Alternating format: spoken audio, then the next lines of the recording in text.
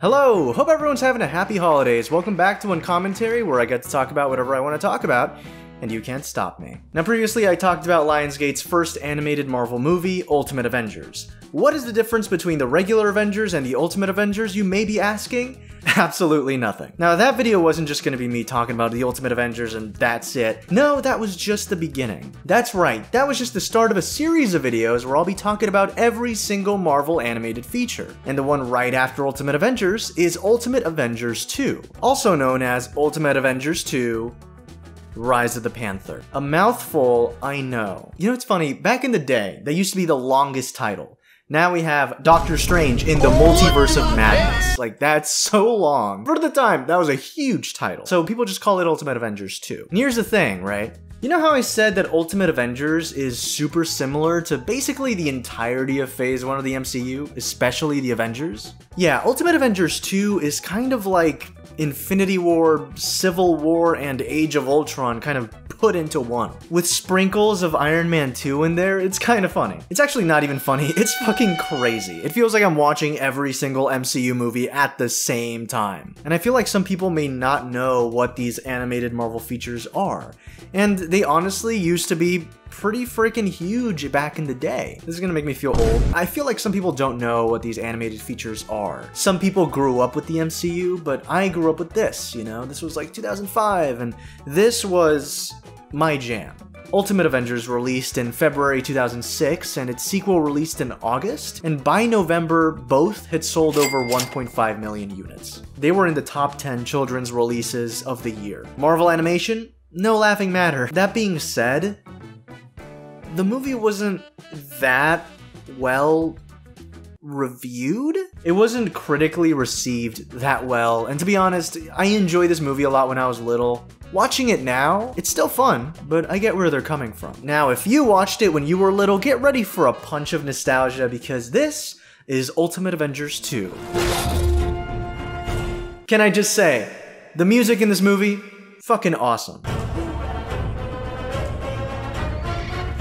Can I also just say, make sure to check out Interstellar Ranger Commence. It's this animated series I've been making. I would massively appreciate it if you checked it out. Episodes 3, 4, and 5 are coming out 2023. Anyways, the movie begins in Wakanda. It's being attacked by the Chitauri, led by, yeah, you guessed it, Kaiser, the Nazi villain Captain America killed in the first movie. Yeah, Nazi aliens, the most insane plot point on the planet, is back, and 4 minutes in, King T'Chaka is dead. I'm not fucking joking when I say they mean business in this movie. I will say, the most awful shit is that King T'Chaka sacrifices his life by just chucking himself and Kaiser off this cliff to their death, and Kaiser walks it off like an absolute menace, dude. Now here's something else that's crazy. I know this has been a lot, we just started, it's like 4 minutes in.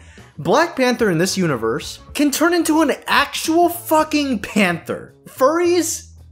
Is this your king? It's a bummer because the movies don't do this. In the movies, they don't turn into panthers and back and forth.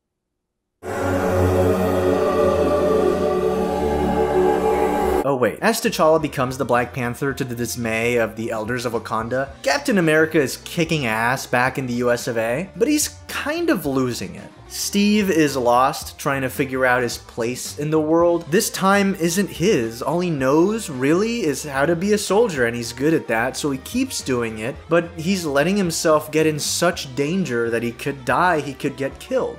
You want to be back on ice? Is that it? Because that's where you're headed. Feet first with a toe tag. And as soon as he's having the most pleasant dream of all time, he finds the Black Panther in his room and starts to fight him. Because let's be honest, unless it's a kawaii anime cat girl, having a fucking cat person in your room is nightmare fuel. So they both fight inside and out the building until they're surrounded by a bunch of soldiers with guns. Very cool. And T'Challa, bless his heart, uber activates Steve's PTSD because he tells him that Kaiser is still alive. There's nothing you can tell me. And because of this, Nick Fury's like, ugh, alright, fine. Let's assemble the Ultimate Avengers 2. Rise of the Panther. So let's just go through this quick. Bruce Banner is locked up in a glass prison created for the Hulk. It's an impressive cage. Not built, I think, For me. Anyways, he's obviously in there because he went AWOL in the first movie. Hank and Janet are testing increasing how much Giant Man can grow, and because Janet aborts the test to prevent Hank from, well, dying, he throws a hissy fit. Hank is such a dick in these movies, man. And lastly, Tony is hiking up mountains, and he is having the chillest time. Dude is not breaking a sweat until he starts dying. Oh my god, my arc reactor isn't saving me. Let me open it up, replace a part, and reboot it so I can live. They get some shit from the comics, so like I said, it feels like watching every MCU movie at the same time. And then of course, we cut to Tony getting visions of the Avengers all dead in a horrid, nightmare-esque scenario. Oh, wait, no. No, we get Thor getting visions of the Avengers all dead in a horrid, nightmare-esque scenario. My bad. So we find out that Chitauri actually want the meteor full of vibranium in Wakanda, as the Avengers get ready to fly over the closed-off country, and T'Challa is in mourning. As the Avengers explore Wakanda, Steve and Tony have this conversation where Tony admits he's not the self-sacrificing type of guy. You're not the guy to make the sacrifice play, to lay down on a wire and let the other guy crawl over you. I think I would just cut the wire. You got the guts, I go for the glory. I'm not interested in posthumous awards. Tony recognizes Cap's bravery and he's like, yeah, you do you. I don't know if I would risk my life to save people though. Tony saying this is really interesting actually. Because if you remember, we've already seen him doing what he can to prevent himself from dying earlier in the movie. Cap gets invited into Wakanda by T'Challa, and only Cap, because T'Challa's like, alright, I'm only accepting you because we've bonded over our hatred of Nazis. So Panther shows Cap this Chitauri ship, which was blown up in the 40s, and he reveals that actually Kaiser? I was about to say Kaiser, like the university, like Kaiser University. This is not a sponsor for Kaiser University, if that's even your real name. Oh god, it is Kaiser University. If Kaiser University existed, that'd be like a Nazi university.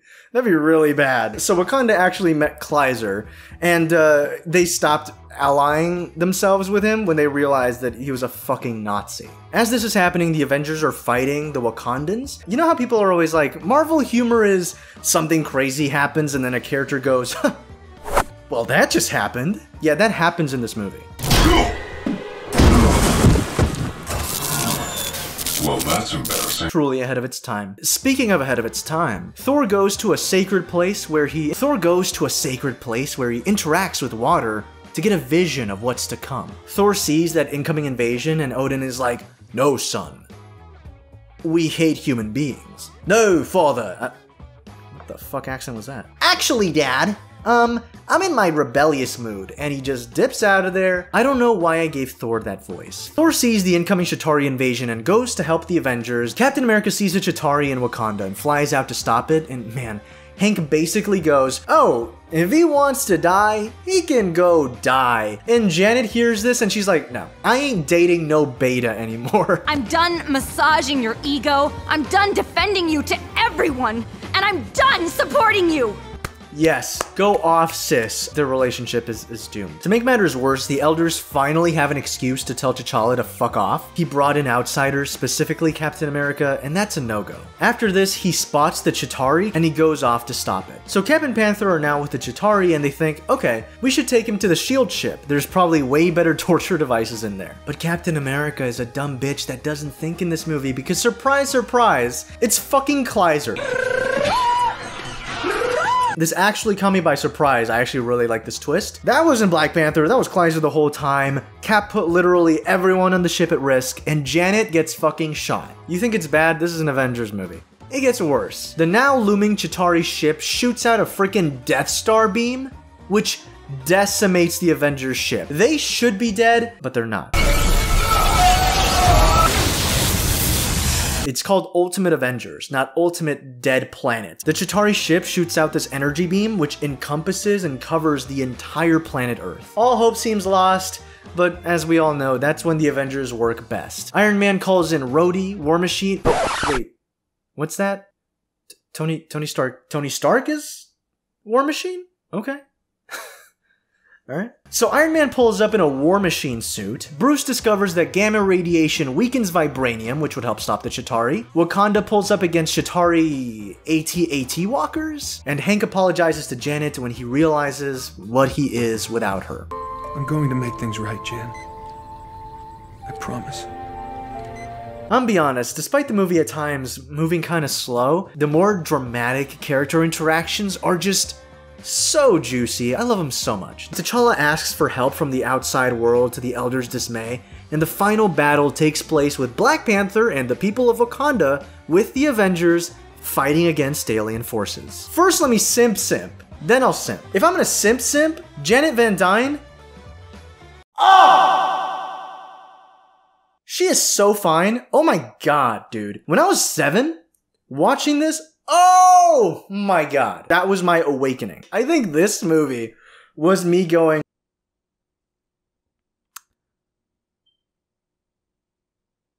women are kind of fine. Now let me simp for Captain America. This dude, he is so dope. He is the most badass dude. This movie made me a Captain America fan. Dude spits out one-liners, dude kicks ass, and he sounds dope as hell. Justin Gross?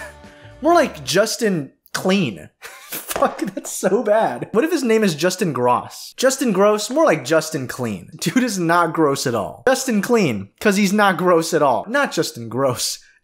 Justin Clean. My best joke, ladies and gentlemen. Also, Bruce Banner dies. I love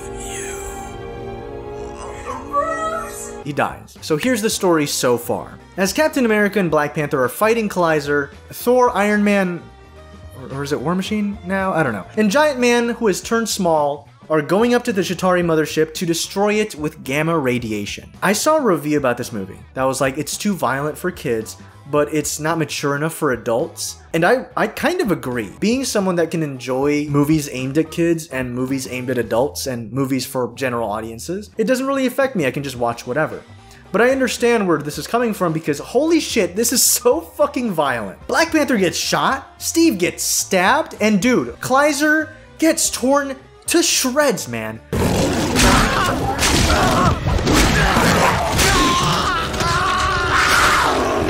Let's fucking go. Nazi-hating icons, we stan. Also, Bruce Banner isn't dead. It's a pretty boring subplot, he's just alive. So Steve and T'Challa successfully defeat Kaiser by encasing him in liquid vibranium. Tony and Hank go to destroy the Chitauri ship, and they start plummeting to Earth. They blew up the Chitauri ship, and now Iron Man is plummeting to Earth. And look, Hank got shot at, beaten up, blown up like 3 times. He's dead. Hank Pym is fucking dead.